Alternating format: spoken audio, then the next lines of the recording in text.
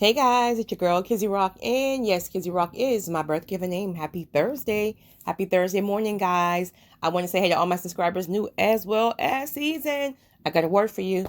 Tap in. So yesterday, I just realized I was saying happy Tuesday and it was Wednesday. I'm having such a difficult time keeping up with the days, it seemed like, right? So I asked you guys to submit your topics, anything you wanted me to address on yesterday evening. Several have came in, so I pulled one from the community page today.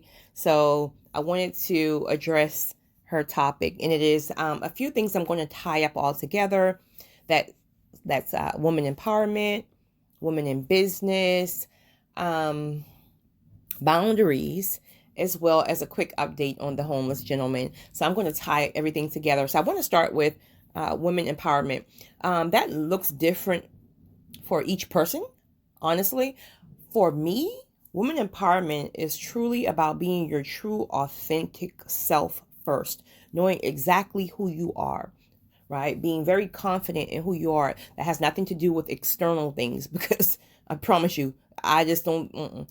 Confidence is internal, right? So it's about being your true, authentic self, walking in your truth, marching to the beat of your own drums where no one's opinions and any of that stuff can leak inside your spirit.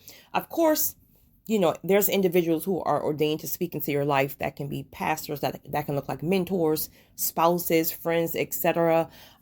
So that then is more about polishing versus trying to change your identity. But you have to be so solid in who you are as a person. You can have zero room for people to enter and to get into your mind about certain things. I saw on Instagram this morning, Pastor R.C. Blakes had posted a photo. I think it was maybe one of Tyler Perry movies, and he asked the question that, is it true that friends can get into another friend's head and influence how she dates or who she dates? And so I commented and said, definitely. If that woman is not solidified in who she is, yes, your friends and others can get into your head and to make you try things or do things that you would have never done if you knew exactly who you were, who you are as a person, and truly just walking to the beat of your own drum. When you know who you are, there is nobody in the face of this earth who can influence you to do anything. Absolutely anything. This is why you have people who are married and miserable, because their parents, kind of like forced a certain person on them, or like kind of put some stuff in their head about they're getting older and they're ready for grandchildren and stuff, and now people are miserable, right? You have to be so careful about making sure you're so planted. So women empowerment is also about empowering other women. You have so many quote unquote women empowerment speakers and all the stuff, mentors out here, and these people it's all a scam. These people are driving $500,000 cars, right? Which is cool. Do what you do, do what you do. But at the same time, the people who you're supposed to be helping leave these meetings feeling unempowered. If anything, they're feeling all in their feelings, because it's like, wait a minute, you got all this. I have absolutely nothing over here. I paid this amount of money, and you didn't even tell me the first step. You just showed me everything you got, right? That's not women empowerment. That's just bragging rights. Women empowerment is really about helping women to really see themselves for who they are, helping them to forgive themselves, helping them to work through father wounds, or giving them direction to people who can help them in certain areas in order to heal. That's sharing what you know without charging someone an arm and a leg. Now, of course, if you're having certain things like conferences and things that, of course, take your time, because time is money. You could be working, but instead you're having conferences. Then of course you need to be paid for your time. But to literally charge people arm and a leg to give them an opinion or give them just some leeway, that's not women empowerment. That's usury. And that will only last for a season. This is why you see people blow up today and then they're going tomorrow, because they're not authentic. It's about when you truly, truly, truly want people to be at their best. It's about when you can look at your sis next to you, stranger or not, and see that she's hurting. She's been somewhere where you have been, but you learn the process on how to heal. So now you can give her a word to tell her to start this process, or ask God to show her that process. That's woman empowerment. It's about holding hands and embracing each other. It's a sisterhood.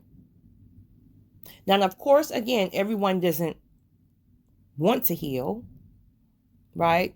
You can have people who tell you that they want better and they want to heal, and you can waste your time and give someone hours and hours of advice, and then they do the complete opposite. That's annoying. That's very annoying. And that's when you have to really realize, like, okay, this person, you can't waste my time no more. Let me go ahead and try to help somebody else who's really, really wanting and willing to heal, regardless of how difficult that process is. Sometimes people say they want advice, and truthfully, all they really want is someone to listen to whatever they got going on.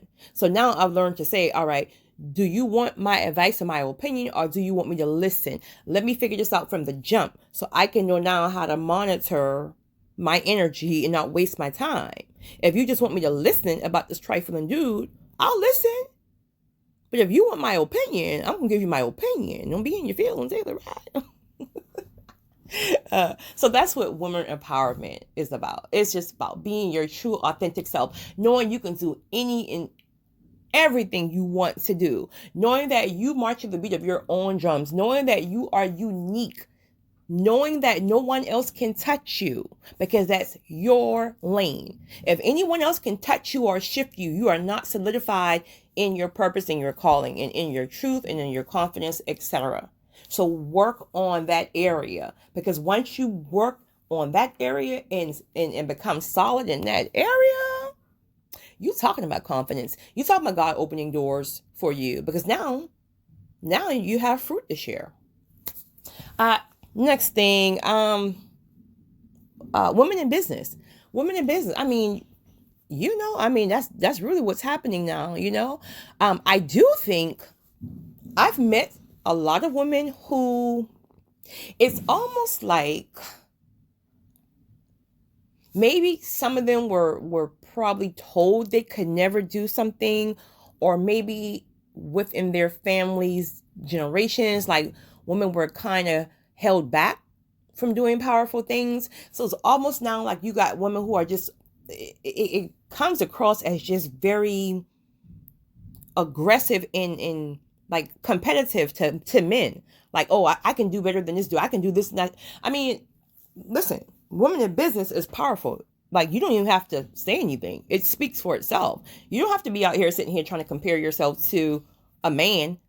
Let that man do what he want to do. You do what you want to do, right? So women in business is powerful. Again, I think there is nothing better than an independent woman. Like, you need to be independent, point blank, period. You need to know how to work. You need to know how to go and get it, because nothing lasts forever. And it's not like you're trying to say, well, okay, I'm going to already prepare for divorce if I get married. No, that's just common knowledge, respectfully. That's just common sense, because nothing lasts forever. You need to be prepared for whatever. So it's important to be independent, where a lot of women struggle. And I've been, my God, have I been guilty of that, right? But it requires intentionality. Is you have to know how to you got to pull certain strength out at certain times. But again, a lot of us are conditioned to be strong 24 hours a day because history. So that takes intentionality to understand that you can be independent, you can be strong, but you still can let a man lead. Oh, I can feel the scuffs in the spirit. The man that God has for you lead, not the fools you chose and I chose that we don't even trust and don't even feel safe around. I'm not speaking about them. I'm speaking about the men that God has specifically for you. So you can take the back seat and still be independent. Never let anybody take your independence from you. Please, I beg you. And if you're not someone who deemed to be yourself as independent because maybe you were taught different, everyone wasn't raised to be independent. So, I mean, just each his own. But I know for me and mine, that's right. I got to be good if you stay or if you leave. But then that don't come across either, at least any longer, as you can go because I got me. That don't come across any longer, right? So that's what women in business looks like for me. Go do your thing, sis, please. Business is what, and it's also, someone emailed me about that too. Like, she feel like she wants to start a business, but don't know where to start, no ideas. I would definitely tap into and start with something you love, right? I've always loved healthcare. I grew up in healthcare. So I knew without a doubt that would be the career route I took. But I always knew that God would use me for a different purpose. And so business and purpose can be two different things. A lot of the times it is two different things. A lot of the times your purpose is not your career or what you do in business. Sometimes it can intermingle. I know for myself it does, but ultimately healthcare is not my purpose. But I can see how God have used my purpose at times within healthcare, if that makes sense. But start with something you love. Don't look at the next person. Don't say this person is starting a candle line, or this person is starting a jewelry line, or this person is doing this. Don't worry about sis or bro to your left or your right. Find what works for you. What do you love to do? What do you love to do? Find something that really fulfills you. Like, I have a friend, she's really into like vintage shopping and things like that, like consignment shopping, etc. And so what she does is she literally rents, and I think it's the most smartest thing.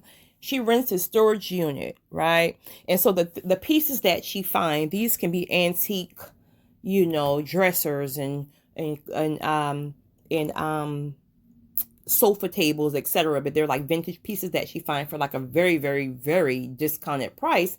And she stage homes. So she have a storage unit full of these unique items. And so she's gotten contracts with real estate agents, etc., that when they want to stage a home before selling a home, they call her. She rents a U-Haul truck, get her guys, and they stage the home. And when that home has been shown or whatever or sold, she put it back in the storage and the saga continues. That's the most, So whatever you really, really enjoy, don't stop at the fact that you enjoy this thing in your leisure time. Ask God to give you wisdom on how to expand it. So you may just enjoy doing something. But a lot of times, what do? When we just enjoy something, we give it away for free. We give it to family, we give it to friends. And that's wonderful too. Like, for real, that's wonderful too. But when it comes down to business, take that thing and flip it and make money from what you really enjoy. And then as time go on, of course, you do your own research on how to start a business, etc. That's a process as well, but just start the process, start the research. Just Google, go on YouTube, or just go on Google, how to start a business in candle making, how to start a business in X, Y, and Z. The information is out here. A lot of times people just don't even know, right? Because sometimes we're conditioned to think that we have to work someone else's job. So it almost feels like, well, in order to start my own, oh my goodness, this is too much red tape. I can never do it. Even, what some guys like who drive trucks and stuff, like they will drive truck for someone for 99 years, never even seeking to own their own truck or even start their own trucking company business, even though they have all the information because they've been working for so long. So speaking of that, if you're working for someone, watch the person, watch the job, watch your boss, see how they move. See how they move, because you're in the business. So you can see how it works. And then you take notes. You educate yourself within the job because you're already doing the job. You just don't have the paperwork. And the paperwork intimidates people because we're not conditioned to really go out and fight for things. We get fearful when we see a lot of red tapes because of the things we've been told, the things that have been planted into our spirits for generations and generations, that we are always under people. Listen, I'm going to share something with you. I've told you guys this before, but I'm going to tell you this again because I'm so passionate about this. I've made a conscious decision all of my life I'm not going to live in certain areas because, or not live in certain areas because somebody says something like, oh, well, there's really no blacks that lives there. Or don't go there because there's not really many blacks to go to this place. Listen, I promise you on my day to day, I live, work around, socialize, network when 90% of the people do not look like me. But when I enter rooms, when I enter grocery stores, when I enter my neighborhood, I don't care where I am. I'm walking shoulders up, head high. I'm looking you directly in your eyes. You have to make people respect you. Never ever go into a place, first of all, fearful because not everyone looks like you. Your shoulders slump and your head down because you don't feel confident and secure in that environment. Never. So I don't have children. I have nieces and one niece and nephews, and my best friend have like 30,000 kids, right? I promise you. She got like 30,000 kids. And I've really helped raise and even help some of them through college. But one thing her children always say to me, including my niece, is they love how I live my life, almost like being sure that I expose them to more. It's almost like, listen, you can be raised in this neighborhood, but this is not it. There's more to life. So I expose them to things that they may have not normally been exposed to. And now I can see the confidence in them. Some are teenagers. The oldest is probably 21. My best friend, her oldest daughter is 21. But I can see the confidence in them because I got them very, very early. Don't you let nobody tell you can't live somewhere because don't look. So I had to go there for a moment because I'm very firm in that. And when I tell you, each and every time I do that, the respect that comes with that, when you know who you are, there's something about you that makes people want to know more. And then before you know it, these people come to you. Okay. So, what was it? Oh, boundaries. Listen, sis. You guys know I'm honest. I tell you guys, patience.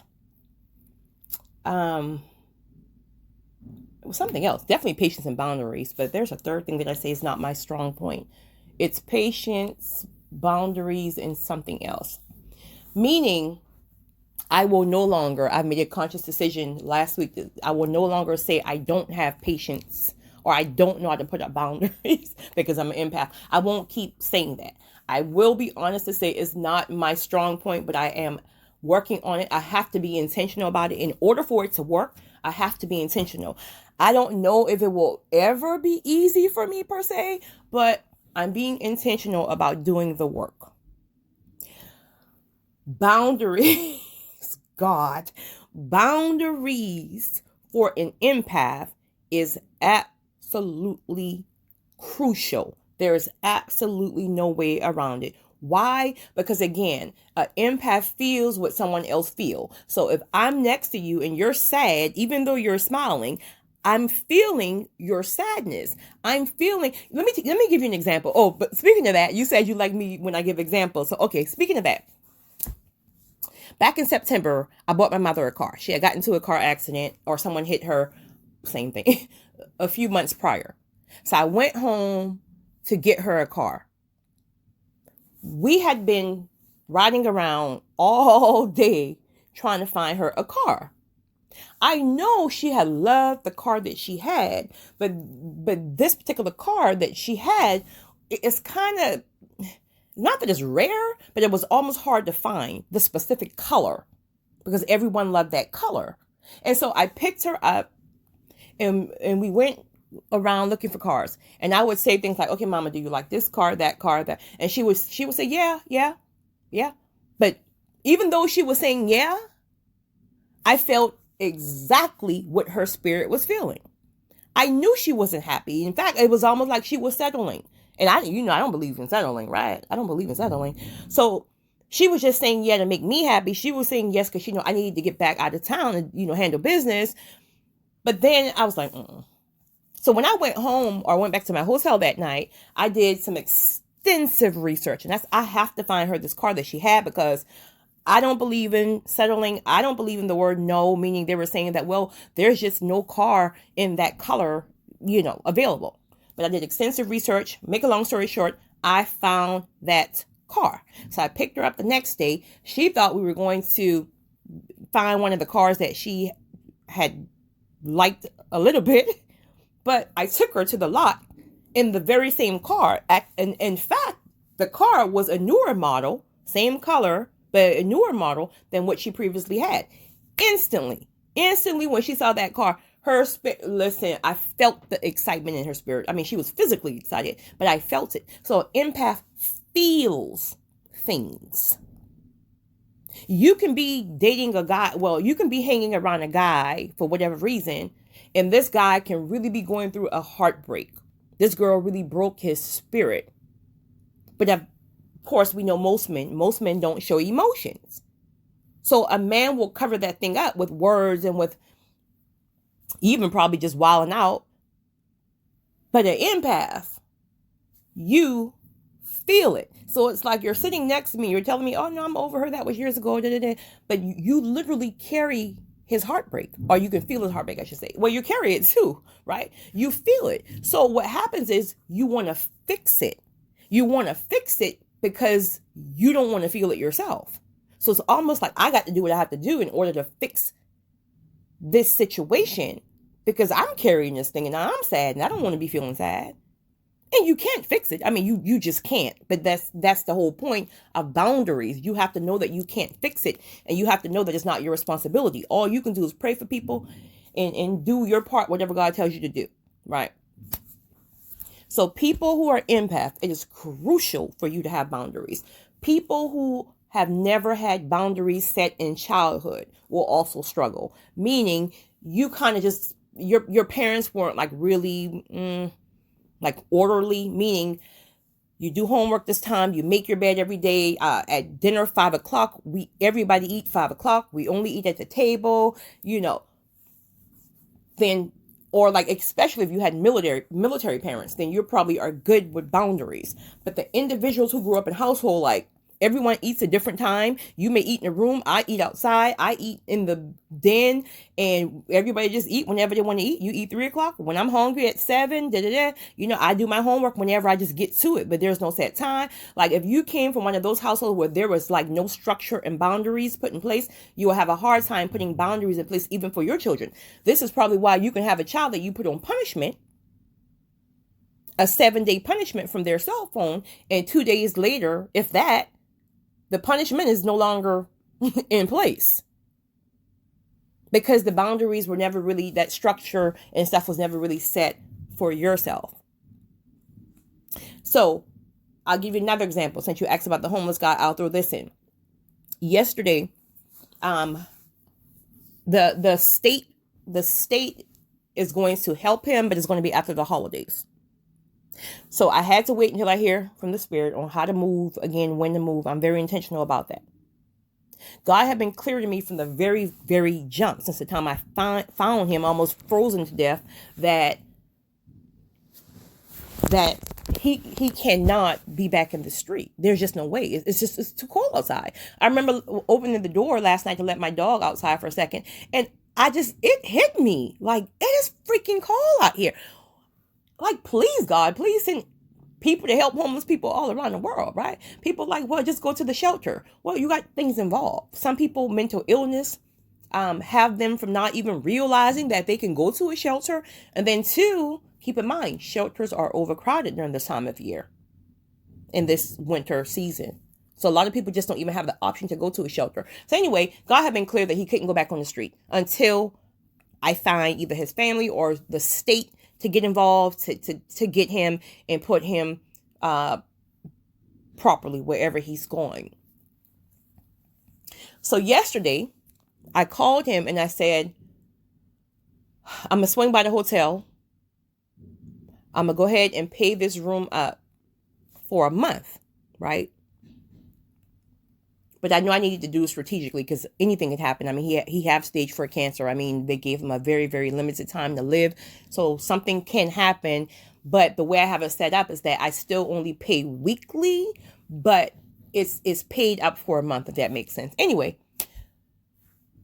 so when I got to the hotel yesterday morning, when I knocked on his room door, and he wasn't feeling good at all, actually. He was not feeling good, but he didn't want to go to the hospital because, again, he feel like they're going to throw him back in hospice, and he feel like hospice is killing him because they're pumping him with morphine, etc.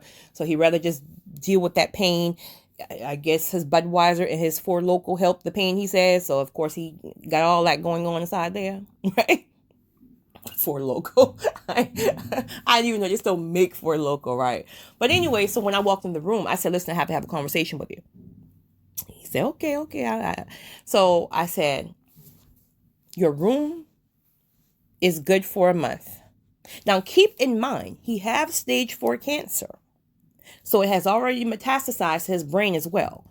So I'm dealing with that as well as he drinks. So now you got the drunken brain, and then you got the brain that has cancer. So there's a lot of memory. There's a lot of repetition. Oh God, it is so frustrating. But again, when God wants you to work on a certain area, which is my patience, he will put you in situations, God, that will require you to activate patience. So anytime I go there or even have a conversation, I have to literally pray for grace, for patience for that moment, because he tells me the same thing 1,005 times in 2 minutes.